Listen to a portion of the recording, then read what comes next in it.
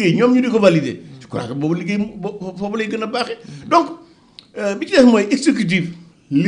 maanaam li mu yor moo bari maanaam génne ko ci pouvoir judiciaire moom day farata yoo xam ne mënut a ñàkk parce que bu ñu ko defut ab saay-saay bu falu bu ne mën ngaa def lu la neex parce que nag boo xoolee li yëf yi doxale nii guddi yi toll mooy manifestement ñi nga xam ne ñoo yor réew mi rawatina ci le premier ministre jàpp na ne moom war naa mën a utiliser justice ba képp comme jàpp luñu jàpp ko te loolu jëmul kër donc manifestement moi j'avais dit que dialogue sur la magistrature bi ñu doon def assise de la justice pardon d'accord assise nationale bi mosuñu daal parce que xamoon naa ne li taxoon ñu wut ko jamono jooju mooy wut ku leen xasal magistrat yi fi nekkoon bañ mën a daal seen ko et je crois que loolu ce n'est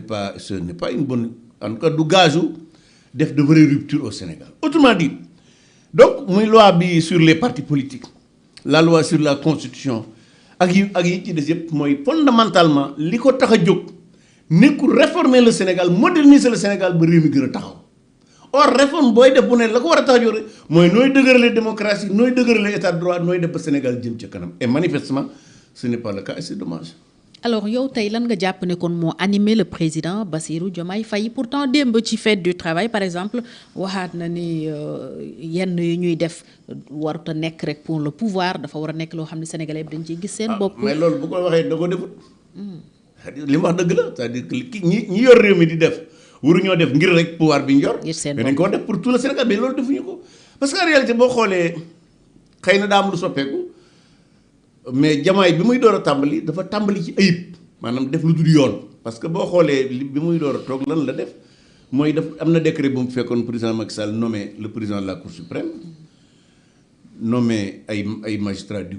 pôle judiciaire financier dafa ñëw dindi ko par un décret or mbirum justice boo ciy nommé wala ngay dindi nit yoon daf la encadré c'est-à-dire que ni nga ko war a def mooy bala ngaa jël décret bi da ngaa war a woote conseil supérieur de la magistrature ba ñu ñëw toog wala bokk nga consultation à domicile yónnee leen li nga bëgg a def ñu xool ko tontu la après ñu def synthèse nga génne décret mais yooyu yaa defu ci dara bi muy abrogé décret présidentiel de la République bi or Macky Sall bi muy réunir conseil supérieur de la magistrature di nommer ay membres kii au conseil supérieur de la kii pôle judiciaire à la Cour suprême au pôle judiciaire financier mais il était président de la République gis naa ci fii ñu ne léegi dañoo bëgg président bi maanaam bu ñu xasee fal kenn dootu def dara non loolu jëmul kër parce que booy soo dikk am mën naa jël ay questions yoo xam ne yu stratégique mais lan mooy question stratégique autrement dit man li ma gëm mooy li ñu war a jàpp mooy président de la République bu xasee fallu ba mandat di jeex lu ko yoon may mën na koo def et je crois que lu mel noonu ci lañ war a góorgóorlu et non di ko tënk boo ko dee tënk loolu mën na indi jafe-jafe réew mi parce que xam nga mën ngaa dem xëy na c'est vrai que Sénégal on a réussi des choses extraordinaires mooy dañ lay fal à la limite 10 jours sax du ko am ñu installé la mais tey bu fekkoonte ne dafa gën a yàgg mais diggante bi lu ne mën na fi am c'est-à-dire ay guerre mën na fi am jihadisme mën na fi am est-ce que boobaa président la bi daa war a banque loo xam ne maa ngi xool président bees bi non ce n'est pas une bonne chose c'est-à-dire que un pays mënut a am ñaari président la président bi fi nekk moo fi nekk ba mu mandaam di jeex lépp lu ko yoon may da ko war a def mais à la limite ni ngi leen bëgg a tënk nii gëw ma ne donc Fatou daal bon on va voir ce que ça va donner mais jàpp na ne les 4 avant-projets yii ñu génnee bu fekkente ne maanaam sénégalais yi gëm nañu démocratie gëm nañ état de droit gëm nañ liberté d'expression daañ ko xoolaat baax a baax parce que fondamentalement nekkul lu koy dëgëral. PM super fort la diggee woon. jàpp nga ne bu noppee ci dana am PM super fort. en fait man de jàpp naa ne bu dee PM super fort maanaam Ousmane Sonko la bëgg a super fort moom maanaam musiba naaru lay mënu ko raw parce que xam nga souvent léeg-léeg ma digg ay nit ñu naan waa ñoom d'accord nañ ci Ousmane Sonko nekk candidat am nañ ci droit bu leen neexee ñu d'accord ci mu nekk candidat mais bëgg Ousmane Sonko nekk candidat mooy bëgg ku maanaam ki yées ci réew mi ñu def ko candidat élection présidentielle parce que xam nga Ousmane Sonko 2014 ba 2024 li mu fi doon def mooy di wax lu dul dëgg di wax nit ñi li leen tax a ñàkk mooy ñi fi nekk ñoo sàcc alal ji su ngeen ma falee danaa leen jàpp danaa leen nangu loolu moo ko topp ba léegi moo tax mu jàpp nit te ñi mu jàpp à la limite du jur dara pour man la question n'est pas un PM et d'ailleurs même moi fondamentalement je suis même pas rattaché à l'existence du poste de premier ministre man li ma gëm mooy nous devons avoir un président de la République qui a les forces de l'exécutif, une assemblée nationale et un pouvoir judiciaire indépendant. Man je crois que lu mel noonu laay man moom laa gën a gis parce que en réalité xam nga Fatou Sénégal dafa def option décentralisation. déconcentration ak décentralisation. loolu li muy teg mooy il y a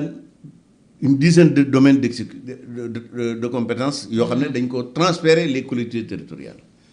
man jàpp naa ne bu fekkente ne dañoo compétence dañ ko transférer les collectivités territoriales jaadootul gouvernement bi di am ministère bu yor compétence yooyu dañ ko war a bàyyi les collectivités territoriales jox leen moyens yu ñu liggéey en attendant ñu mën a amal seen bopp ay moyens yu ñu mën a demal yu ñu mën a seen bopp donc avec la décentralisation rek dafa war a wàññi le nombre de ministères.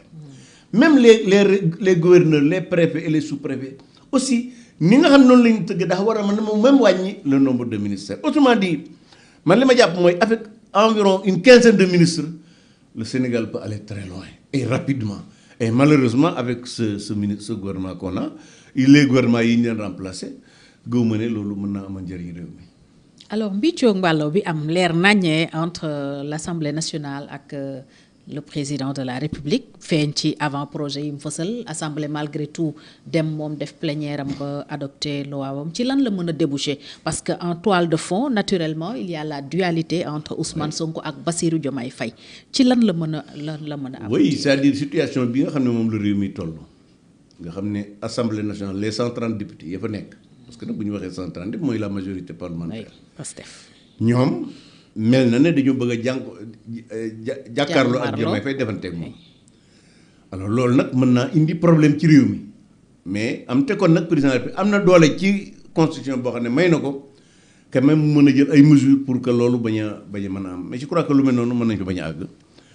li ma jàpp mooy les députés de la majorité ñoom ñoo war a ressaisir xam ne fondamentalement le rôle d'un député c'est d'aider le président de la République à mener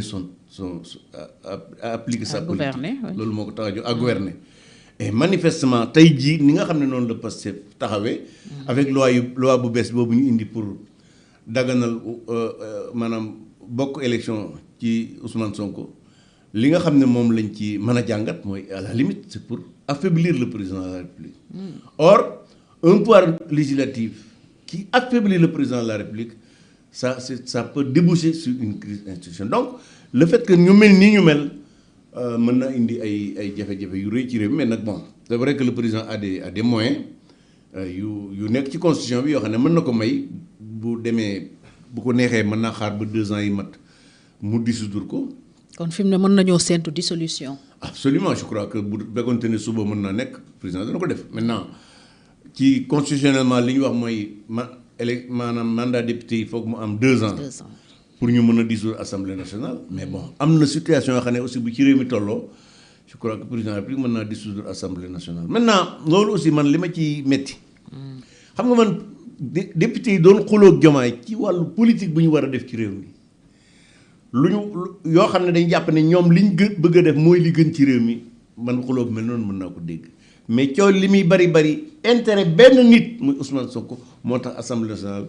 am jafe-jafe ak président de la République. Je crois que le Sénégal ne mérite pas ça de Pastef et c'est dommage que lépp lu ñu diggee woon ñoom ne moom la ñu fas yéene def bu ñu yoree réew mi bi ñu toogee ba léegi safaan ba la ñuy def et je crois que ce n'est pas une bonne chose. Est-ce que assemblée tam mënoon naa dellu ginnaaw ci plénière bi keroog parce que président la veille la fësal les avant-projets xëy na bu ko génnee woon avant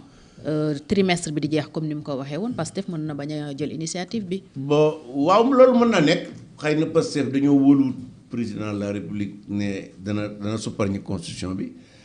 bon président moom wax na yi muy sopparñi mais am na ci élément boo xam ne dugalu ko ci muy la rétroactivité te jàpp naa ne xam na li tax dugalu ko ci ne ma bu demee la Cour suprême daf koy le conseil constitutionnel pardon daf koy annuler parce que dafa jaaduwut parce que en réalité ñaari ayib yi nga xam ne ñoom la Cour ñoom moom la ñu ciblé day ayib yu rëy et que Diomaye même mi ko dugal ci constitution war ko ci woon def parce que 1976 fekk na ça fait 50 ans mi ngi ci constitution bu Sénégal mi ngi ci code électoral bu Sénégal ñuy dem ak moom. kon jàpp naa ne li ñu waroon def mooy bu ñu ko mënta renforcer waruñu koo dindi. et que manifestement Diomaye lépp loo tax ne maanaam bokk na ci lu taxoon Sénégal démocratie bi avancé ba ñoom ñu mën a falu mel na ne ñu ngi ciy bëgg a dóor seen tànk et je crois que ce n'est pas une bonne chose. soo nekkoon Diomaye ci palaasam situation bi lan ngay def. ah loolu kay boo ki xam nga ko nag waatu moo fonto waay yow kay xam nga en réalité xam nga man boo gisee j'insiste sur la nécessité de la séparation entre Diomaye ak Sonko mooy ni Sonko di doxalee gëw ma ne loolu mën naa jëmale Sénégal kanam. boo ne ni muy doxalee lan ngay xam. waaw mais c'est-à-dire le fait que à la limite di wan toujours nit ñi ne Diomaye yilifu ko di wax ne moom liggéeyalul Diomaye président de la République. Alors que fondamentalement le premier ministre son rôle c'est de travailler pour le président de la République. D'abord le président de la République moo ko nommé li muy def mooy coordonner l'action du gouvernement du président de la République donc il travaille pour le président. Le fait de dire que moom liggéeyalul président et wax ko publiquement ne Diomaye amul matut kilifa à la limite li nga xam ne moom la ci président la fi waroon teg mooy limogé ko. C'est-à-dire dindi Diomaye dindi Ousmane Sonko ci premier ministre c'est une nécessité maintenant boobaa nag Diomaye mën naa xool ci Pastef ku mu nommé wala mu jëlub jàmbur mais fondamentalement Ousmane Sonko n'a plus sa place dans le gouvernement du Sénégal dindi ko rek mooy farata wala boog moom mu démissionné parce que bon xam nga aussi bu fekkoon ne Diomaye kii Ousmane Sonko aussi nekk na xëy na peut-être nit ku am dignité am lu mu jomb su demee dem ba xam ne mënatu la ànd ak Diomaye daa war a bàyyi maintenant loolu defu ko mën naa du ma dem dama ci ami responsabilité à la limite ce n'est pas possible c'est-à-dire lii mënta wéy